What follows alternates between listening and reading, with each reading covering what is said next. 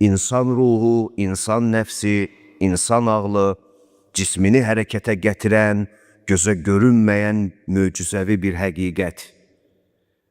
Ona nur deyirik, energetika deyirik, müxtəlif cür təbirlərlə onu adlandırırıq. Bugün isə həmin insanın ölümsüz tərəfinin qidasından danışacağıq. Buna dini terminologiyada elm deyilir. Bilgi, elm zərurəti. Elm oxumağın vacibliyi. Öncə bunu deyim ki, mübarək hədislərimizdə elmi möminlərə vacib sayılması bildiyimiz ixtisaslaşmış elmlər deyil. Onlar da bir elmdir, onu elmdən kənar saymaq olmaz. Amma burada insanın üzərində elmə olan ehtiyacının hiss eləməsindən danışırıq. Yəni həyatını, ömrünü bilgilər üzərində yaşamağın zərurətini bilməsidir.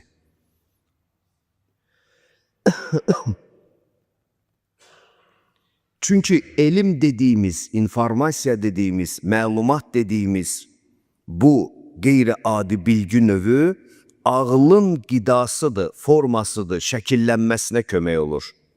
Əgər elm adı altında yanlış məlumatlarla insan ağıl və ruhunu dolduracaqsa, yanlış bir ruhani format alacaq. Yəni ruhu yanlış bir şəkillənmə tutacaq. Sonra ondan heç bir yolla qurtuluş əldə eləmə imkanı olmayacaq. O ruh ki, götürdüyü məlumatlarla özünü şəkilləndirir, şəkilləndirdiyi səviyyədə axirətə köçür.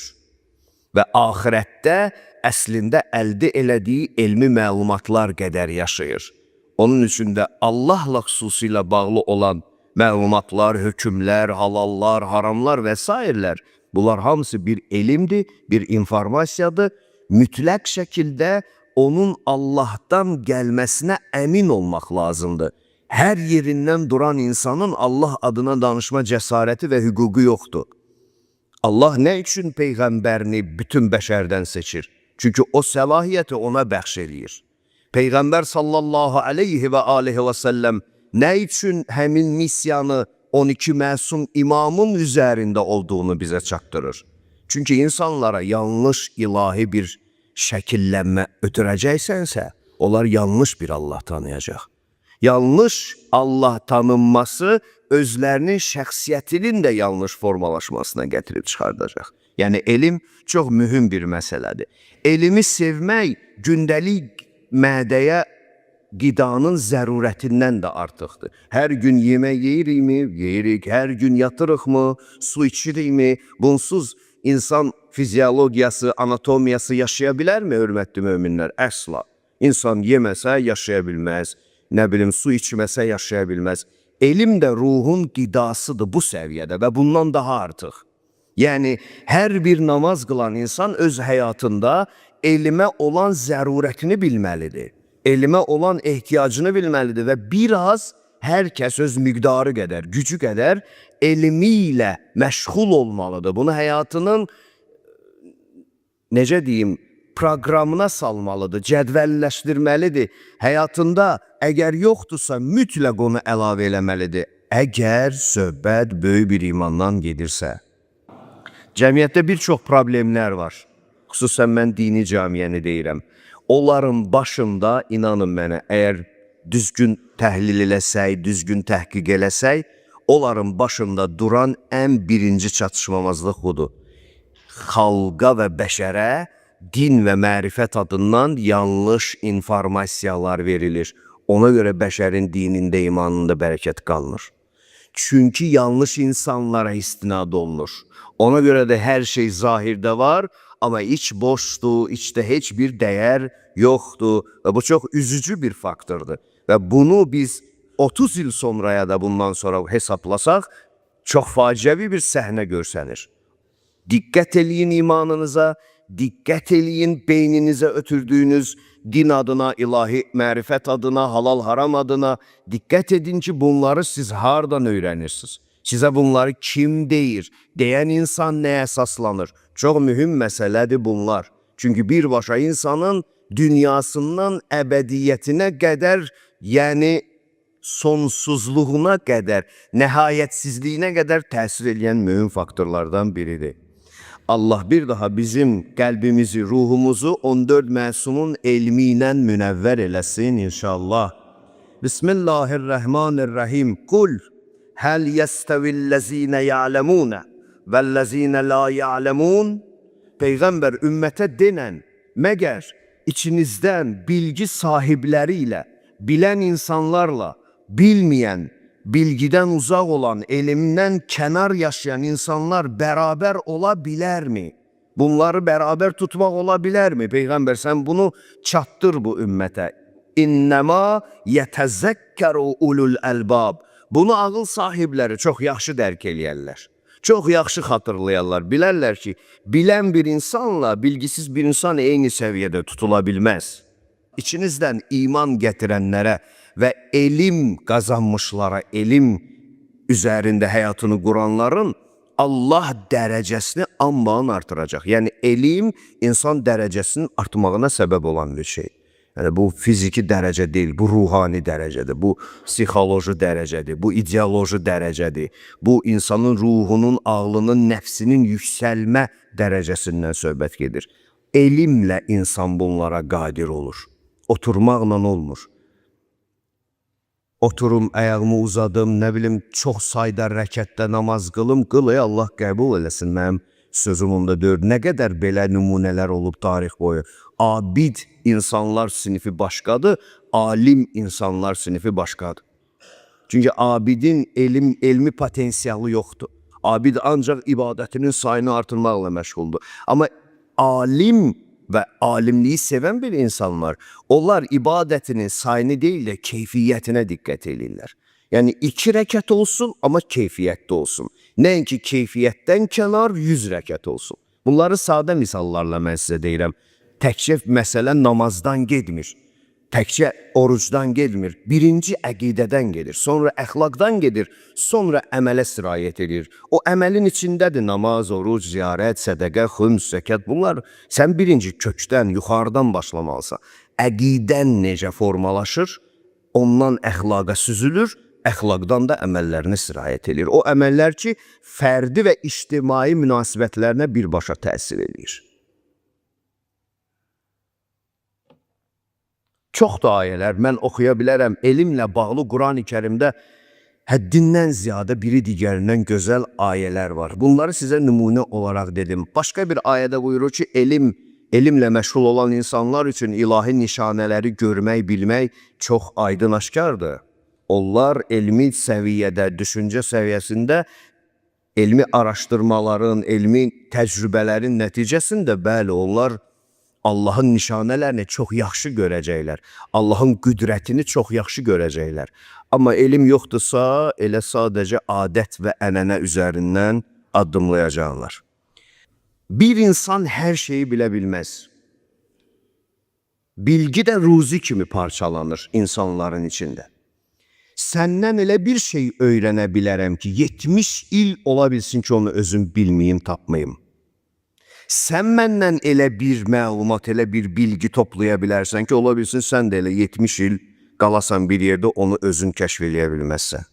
Yəni, əslində insanların hər biri bir şeyi bilir, amma mahir insan odur ki, hər kəs nə bilirsə onu özünə toplaya bilir, maqnit kimi çəkə bilir. Ən elmli insan bu insandır. Çünki biri bildiyini o biri bilmir. O birini bildiyini bu biri də bilmir. Və sən ayıq olduğun zaman kim nəyi bilirsə onu bir-bir özünə başlayırsan çəkməyə. Və bu qabiliyyətin səni bir zaman sonra ən elmli insan edir. Və əksərun nasi qiymətən əksəruhum elma.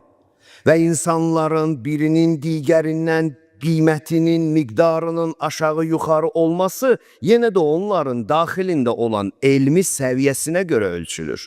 Yəni, sən elmi dərəcəndən yüksək ola bilirsən. Yoxsa həyatı Allah hamıya eyni paralel olaraq ədalətlə bölüb. Doğumdan ölümə, ölümdən əbədiyyətə. Yəni, mən filan torpaqda, filan misal üçün coğrafiyada dünyaya gəlmişəm, üstünəm. Belə şey yoxdur. Mənim dədəm, nənəm filan kəsdir, üstünəm. Belə şey yoxdur. Hamının dədəsi, nənəsi özünə görə yaxşıdır. Birini o birisindən üstün eləyən bir cəhət var, onun bilgi səviyyəsi. Mən bunu bilirəm, sən bilmirsən, bəli, bildiyim üçün üstünəm səndən. Mən yenə deyirəm, burada məsələ mollalıqdan deyil, söhbəti düzgün anlayın, çox xahiş edirəm. İlla ki, sizə gedin molla olun, mədrəsələrdə, keçin mədrəsələrdən, belə şey demirəm. Hələ axır zaman mədrəsələri ümumiyyətlə, aman. 5-3 yerindən başqa, aman. Mən sizə deyirəm ki, həyatınızı savad üzərində, bilgi üzərində yaşamağa çalışın. Bunun üçün mədrəsə zərurəti yoxdur. Bunun üçün ayıq olmaq, diqqətli olmaq, hamıdan hər şeyi öyrənmək və bütün bu bilgiləri bir tərəzin üstündə ölçmək lazımdır ki, biz o tərəziyə deyirik 14 məsum. Peyğəmbər o tərəziyə deyir səqəlin, kitab və 14 məsum. Onların tərəzisində uyğunlaşırsa bu bilgi səadətdir, xoşbəxtlikdir, səni ucaldar. Amma deyilsə, bil ki, o bilgi deyil ümumiyyətlə, həvai nəfsdir, kiminsə təxəyyülüdür. Bunlar bizim imanımızın, içimizin dünyamızı düzəldən dəyərlərdir. Allah ruhumuzu Əhl-i Beytin münəvvər ruhu ilə elə bərəkətli eləsin inşallah. Və əqəllun nası qiymətən əqəlluhum ilma. Peyğəmbər sözüdür. Və insanların qiymətinin də dəyəri, insani qiymətinin aşağı olmasını yenə də elminin, bilgisinin aşağı olmasından hesablanır. Kimsə həyat məcrasında elm tələb etmə yolunda addımlasa, hər kim ömrünü elm üzərində qurmaq məcrasına düşsə, yəni həyatına bilgi, savad, bilmə həvəsi, bilmə, öyrənmə həvəsini hər kim özündə canlandırarsa, sələkəllahu bihi təriqən iləl cənnə. Bu iş səbəb olar ki, Allah o məcranın sonunu onun üçün cənnət eləyər. Bildikcə olur da, yəni, baxın, bir doğrudan incə bir şey var. İnsan oxumayanda elə bilir ki, hər şey bilir. Çox maraqlıdır, nəfs insanı belə alladır. Vallah, qorxulu şeydir ya bu nəfs. Məndə də var, mən də ondan qorxuram. Elə qorxuram özdə, gecə gündüz deyirəm ki, Allah onu buraxma öz başına. Onu buraxdınsa mən batdım. Ona sən özün tərbiyə verməsən, onu sən özün öz rəhmət nəzərində saxlamasan, mən batdım. Yəni, istədiklərinin hamısının dalını düşüb gedib eləyəcək. Nə istəyir elətdirəcək mənə? Sənə də elətdirəcək ya. Elə bilsən sənə elətdirəməyəcək, sənə də elətdirəcək. Nəfs elə bilir ki, hər şey yaxşı bilir. Çünki istəmir danlansın. Çox maraqlıdır. İnsan istəmir danlansın. Hər şey elə bil ki, yaxşı bilir. Sonra başlayırsan nəyinsə bilgi ilə əldə eləməyə, onda anlayırsan ki, sən ümumiyyətlə işə bilməmsən. Və sonralar anlayacaqsan ki, oxumaq və bilgi onun üçün lazımdır ki, sən sonda bir dənə bunu biləsən, sən heç nə bilmirsən. Yəni, bir bu kəlməni bilmək üçün, sən heç nə bilmirsən kəlməsini bilmək üçün, insan ömrünün hamısını elm üzərində dövr etməlidir. Təsəvvür edirsiniz? Oxumaq, bilmədiyini başa salmaq üçün vacibdir sənə. Oxumasan elə biləcəksən ki, hər şeyi bilirsən. Sən bilmədiyini anladıqca böyüyəcəksən. Hər şeyi bildikcə çox kiçik olacaq. Elə düşündükcə çox kiçik olacaqsan. Peyğəmbər də buyurur, kimin həyat süluku, sələkə, süluk, yəni həyat yolu, həyat xətti, məcrası, məzhəbi, nə bilim, hansı təbirlə deyirsiniz deyin. Yaşam xətti, yaşam keyfiyyəti, kimin həyatında, kimin gündəliyində, kimin cədvəlində elmə doğru, elmlə bərabər, onun həvəsi ilə, onun sevgisi ilə, onun zərurəti ilə yaşam xətti tutarsa bir insan, tutduğu xət Allah səbəb salacaq onu. Allah özü eləyəcək onu ki, tutduğu xət onu birbaşa cənnətə aparacaq. Bilgilər onu cənnətə aparacaq. Hətta o bilgilərin içində çox xətaları görməyin özü də səadətdir. Bilgi sənə xətalarını göstərəcək. Bilməklə xətaları göstərəcək. Bilirsiniz nə elmlər var bu aləmdə? Ümumiyyətlə, kainat hər şey elmin üzərində qurulub. Bunu bilirsiniz? And olsun Allah, bizim xəbərimiz yoxdur. Zahiri elmlər, batini elmlər, nə bilim, riyazi elmlər, qeyb elmləri, dəhşətdir, dəhşət. Aləm dəhşətdir. Hər dəfə deyirəm özüm üçün, mədə dünyamızdan ha vaxt başımız ayılacaq ki, biz kainata ruhani gözlə baxa bilək, böyük ekranda baxa bilək. İşimiz ancaq mədə dünyası yaşamaqdır. Gedim, qazanım, gəlim, yiyim, olsun, mənim olsun, evdə arxamda bir şey olsun. Yəni, əslində çox gülünc bir şeylər üçün ömrümüzü neynəmişik? Heç eləmişik. O dünya malı deyilən şeylər ki, qalacaq evdə ya, vallah, dünya malını qoyub elimsiz gedənlər ölümdən sonra nə qədər kasıb olduğunu görəcəklər. Dünyada çox varlıydın, lap yaş oldu. Qızılı ora apara bilirsən? Apara bilmirsən. Bahalı kostyumları apara bilirsən? Apara bilmirsən. Amma elmi aparırsan. Çünki elm sənin ruhuna gəlir. Onlar cibinə girir, elm ruhunda sənin yer alır özünə. Onun üçün peyğəmbərlər, imamlar bizə dininizi, imanınızı, həyatınızı bilgi həvəsi ilə yaşayın deyir. Mən bir daha qeyd edirəm, söhbət burada mollalıqdan gedmir. Söhbət burada qısa adla desəm həyat bilgisi. Belə deyək də, yaşadığın həyat bilgisindən danışırıq. Bunun içində hər şey var. Hər şey mövcuddur. Və bütün bu bilgiləri də yalnız höccətinin xətti ilə əldə eləməyə çalışın. Çünki sizi yolda bunlar aldatmasın. Peyğəmbər buyurur, deyir, hər o kəs ki, həyatını bu həyat bilgisi həvəsi ilə yaşayarsa, Allahın mələkləri qanadlarının altında onu qorumaya alarlar. Onun yaşadığı həyat xəttindən razı olduqları üçün. Yəni, mələklər bilgi ilə yaşayan insanları sevirlər. Valyutalarla yox. Bilgi ilə, savadla.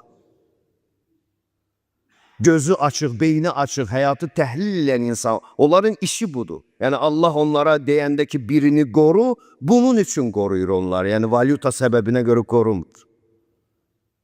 Ola bilsin, lap maddi imkanın yüksək olsun. Amma elmlə yaşa, bilgi ilə yaşa, həyatı təhlil eləməyə yaşa. Və innəhu lə yəstəxfiru li talibil ilmi mən fis-səmai və mən fil-ərs.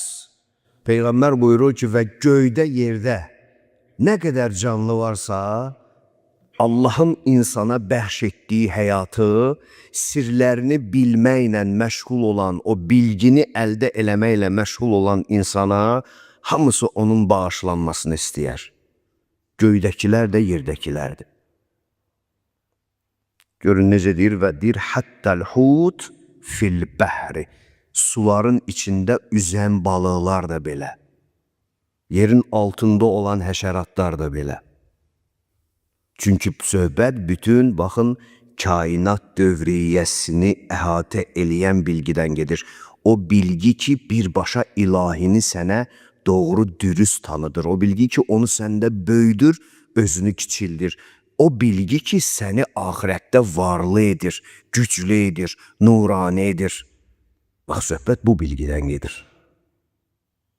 Ümumiyyətlə, Əhl-i Aleyhisselamın hədislərində elm deyəndə molla məktəbi nəzərdə tutulmur, bunu biləsiniz.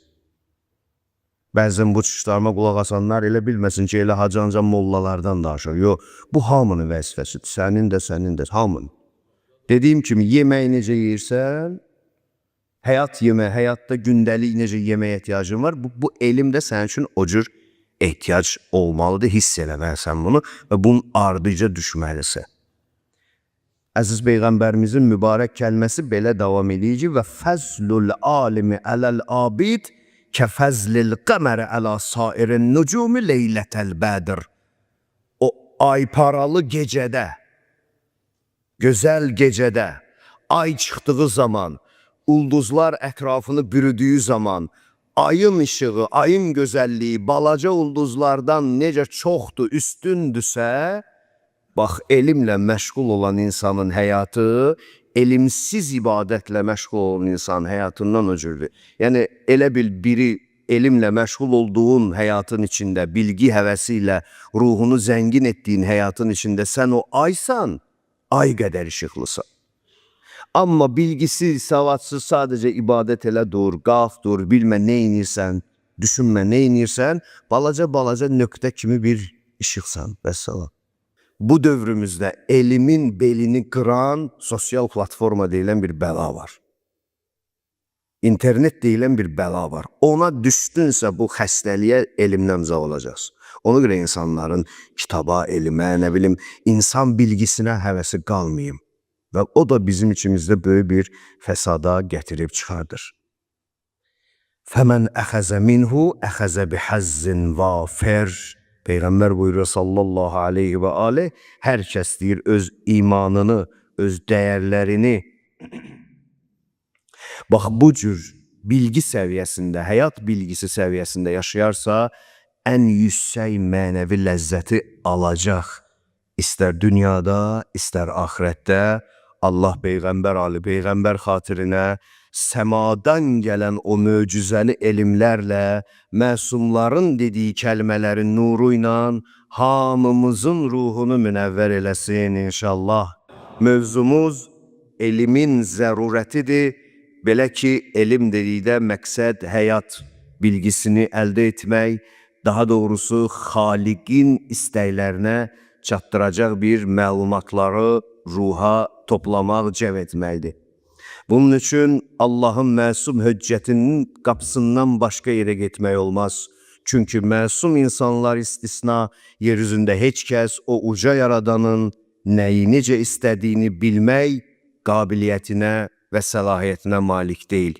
Allah özü seçdiyi üçün onlara bu elmi verib və biz ümmətə də onlara itayət etməyi əmr edib. Axır zamanda olan bizlər isə bugün hər birimiz onların mübarək kəlmələri ilə məşğul olmağı özümüzə namaz qədər, namazdan daha üstün qədər vacib bilməliyik. Çünki o bilgi bizim elə namazımızın, orucumuzun, insanlığımızın, əqidəmizin, əməllərimizin hər bir şeyimizə təsir edir o bilgi. Təəssüf ki, bugün ümmətin çoxu onların elmini itirmədədir. Çoxdan itirib. Onların elmi ilə məşğul olanlar çox azdır. Mən deyərdim 10 nəfərdən 1 nəfər. 100 nəfərdən nə bilim 10 nəfər tapsan ki, onların sırf elmi ilə məşğuldur, vallahi ondan möhkəm yapışın. Allahın höccətinin elmi ilə məşğul olan insanları, bütün dini, etiqadi, əməl qərarlarını onların mübarək və mötəbər olmaq şərti ilə, təbii ki, o hamının adından yalan danışa bilərlər, onların da adından yalan danışanlar az olmayıb, öz yerində. Amma çox azdır bu bilgi ilə məşğul olan insanlar. Çox təəssüf hissi ilə mən bunu deyirəm, bunu mən özümdən demirəm. İmamımız belə, İmam Baqir əleyhissalam belə dedi, günlərin birindəki vaxt gələr, bizi sevənlər bizim elmimizi tərk eləyərlər, bizim elmimizlə məşğul olma əvəzinə şeirlər, nəğmələr, təranələr bürüyər onların məclisi. Bax, biz bu dövrü görürük, canlı görürük. 10 məclisdən 9-u ancaq bunun üzərində gedir. Mahnı oxu, şeir denən, nə bilim, onu elə, bunu elə. Elm söhbəti yoxdur. Elmli bir söhbət yoxdur. Hansısa bir elmi kəşf olsun, hansısa bir, nə bilim, hədislərdə olan bir şeyin müasir elmi əsaslarla uyğunlaşdırma olsun, bu yoxdur. Cəmaatın ağlı kefindədir, yəni. Kef ver buna, elə bilir ki, bu çox imanlıdır. Kef çəkmək istəyir. Axı, elm zəhmət istəyir. Sən ayağı uzadaraq elm əldə eləyənməzsən ki, necə ki, işləmək də, qazanmaq da zəhmət istəyir. Çox təəssüf, valla, bu mövzuları danışdıqca ola bilər bəzi yaralı nöqtələrə toxunaq, heç kəs də məndən inciməsin, mənim heç kimdən şəxsi qərəzliyim yoxdur. Hədəfim yalnız Əhl-i Beytin vilayətini müdafiə etməkdir və bir də doğruları bölüşməkdir. Burada, bu kürsüdə mən nə qədər varam bilmirəm, amma olduğum müddətcə çalışıram ki, nağıl danışmayayım sizə. Ciddi məsələlər sizlə bölüşürəm. Çünki özüm də eynisinə inanıram və əməl eləməyə çalışıram. Allah hamımızı bu yolda müvəffəq eləsin inşallah. Mövla buyurur ki, salamullahi aleyh, elm öyrənin. Elmlə məşğul olun. Çünki onu öyrənmək, onunla təəllüm etmək, yəni öyrənmək, öyrətmək və s. Həsənətun, gözəllik deyilən bir şey budur. Həyat gözəlliyi, zahiri yox, həyat gözəlliyi. Yəni, mən sizə bir söz deyim, bərbərə gedib saçınızı düzəldirsiniz və s. eləmi? əyninizi düzəldirsiniz. O da bir elmdə əslində. Sadəcə öyrəşmişik, xəbərimiz yoxdur. Bərbər də onu o elmin qaydaları əsasında işləyir də. Misal, əyninə paltar alırsan, o da bir elmdir də. Bu cür tikilməlidir, bu cür olmalıdır. Elm deyikdə mən bu cür böyük bir elmdən danışıram. Əmirül-Möminin buyurur ki, hər şeyi elmlə baxın hər şeyə. Bir onun düsturlarını araşdırın. Çünki həyat gözəlliyi ondadır. Yoxsa çirkab olacaq hər şey həyatınızda. Mudarəsətəhu təsbihun. Sonra öyrəndiyinizi tədris eləməkdə ən böyük təsbihatdır. Ən böyük Allahı paçlığını dilə gətirməkdir. Yəni sən bir şeydə elm öyrənirsən, öyrədirsən, onun elmi yanaşmalarından danışırsan, sənətkarlıq olsun, nə bilim bir başqa şey olsun, hər nə olur olsun ki, hər şeyin bir elmi qaydası var. Onun özü ilə tədrislə məşğul olmaq, öyrənmək və öyrətmək Allah qarşısında ən böyük təsbihatınızdır. Sanki Allaha böyük-böyük ibadətlər eləmişsiniz deyirsiniz. Vəl-bəhsu ənhu cihadun. Vəl-bəhsə ənhu cihadun. Sonra həmin elmin üzərində elmi mübahisələr aparmaq da cihad budur elə. Mən deyirəm ki, buna bu cür yanaşaq, sən deyirsən ki, bəlkə buradan bir cürə də var, buna da bir baxaq. Yəni, elmi bəhs, elmi mübahisə özü insan üçün böyük bir cihad sayılır. Və cihadın da əcri, bilirsiniz, nə qədər böyüdür. Təliməhu limən la ya'ləmuhu sədəqətun.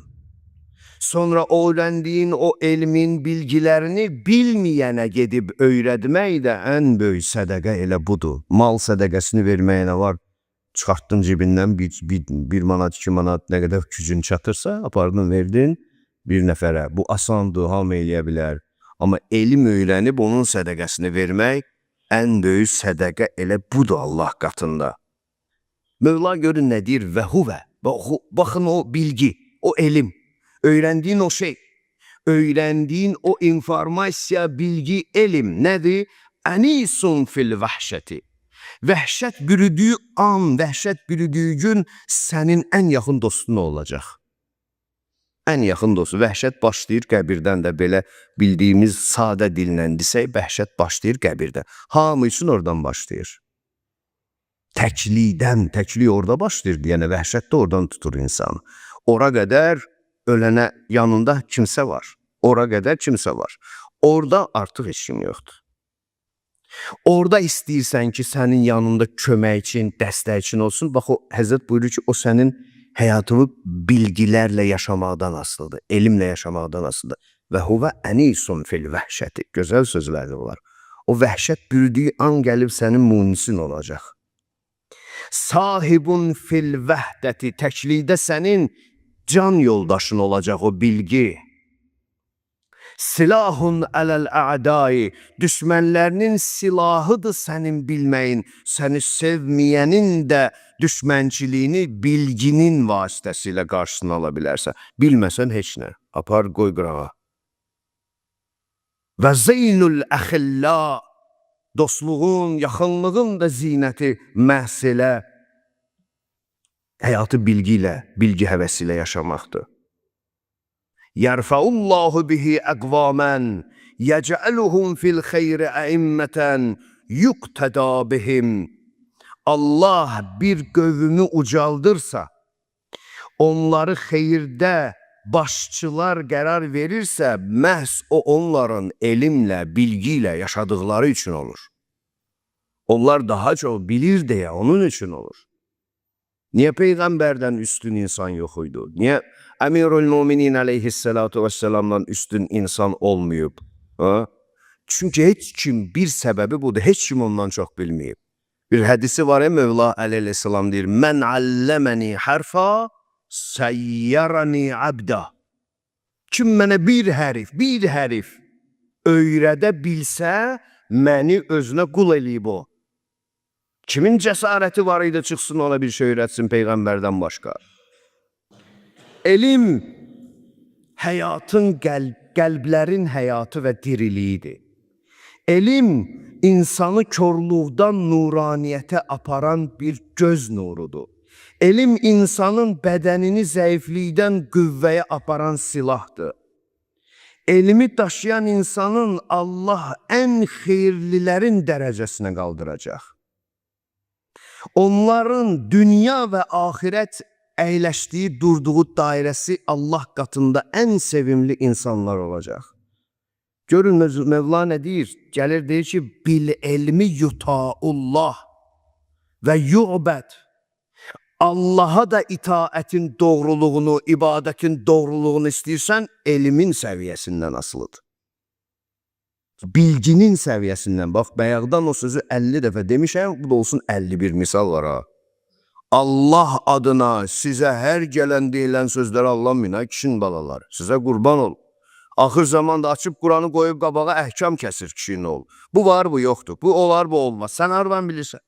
Sənə mi yollayıb bunu? Bu başdan ayağa koddur, şifrədir, bağlıdır. Hardan bilirsən burada nə yazılıb? Nə qoyda başın var səni? Nə boyda böyüksən sən bəyəm? Kim səni seçdi, kim səni qəbul etdi? Hardan düşdün zəmbilindən, göydən, səmadan necə gəldin ki, sən bu kitabı bilirsən? Başdan ayağa koddur. Gəl bu kitabı götür, tərcümə ilə çıx küçədə, ver 20 nəfər oxusun, 20-sindən 18-i deyəcək ki, oxudum, heç də başa düşmədim. Bir-iki şeydən başqa. Allah təkdir, ölümdən sonra həyat var. Bu hər. Amma başqa nə bilirsə, həyat bir dənə bu kəlmədən ibarətdir. Adamın cavanlığı var, yaşlılığı var, ticarəti var, evliliyi var, Allah eləməsin ölümü var, dirimi var, o var, bu var. Bu boyda bütün həyatın incəliyini sən bu kitabı öz başına oxumaqla bilə biləcəksən, nizamlaya biləcəksən, qəzavət var, məhkəmə var, o var, bu var. Hardan biləcəksən bunu? Hardan biləcəksən bunu? Həzrət deyir, bil elmi yutaullahu və yu'bəd. Allaha da itaət və ibadətin dərin və yüksək səviyyəsini elmlə, bilgi ilə müəyyən eləmək olar. Və bil elmi yu'rafullahu və yuvəhhəd. Elimin gücü ilə Allah'ı tanıyarsan və onun tövhid sifətlərini bilərsən. Onu sən elmlə bilərsən, həvai nəfslə yox. Və bil elmi yu'raful halalu vəl haram. Halalı da, haramı da o bilgi ilə ayırt eləyərsən. Elmlə ayırt eləmiş olarsın. Görün Mevlamız nə gözəl deyir, vəl elmu imamul əql. Elm insan ağlının imamıdır. İnsan ağlına hansı elmi, dərəcəni, elmi səviyyəni verəcəksə, ağıl onu imam bilib düşəcək dalıca. Elm ağlın qidasıdır, imamıdır. Sən ona nə ötürəcəksənsə, ağıl onu imam biləcək, düşəcək dalıca. Hər cür insan gördük biz bu həyatda valla. Vəl-əqlu tabi'uhu. Ağıl ona tabi'dir. Allah səadətli insanların ağlına elmin dəyəri ilə ilham eləyər və ən rəzil insanlardan da bu ilhamı məhrum qılar, qoymaz, verməz. Allah bizim elmimizi, ağıl düşüncə səviyyəmizi, həyat bilgimizi məsumlarımızın dediyi o nur elmlə münəvvər eləsin inşallah. Bizim ağıl və elmimizi yad düşüncələrdən, hətta özümüzün şəxsi düşüncələrimizdən belə, onun xətalarından belə Allah qorusun bizləri.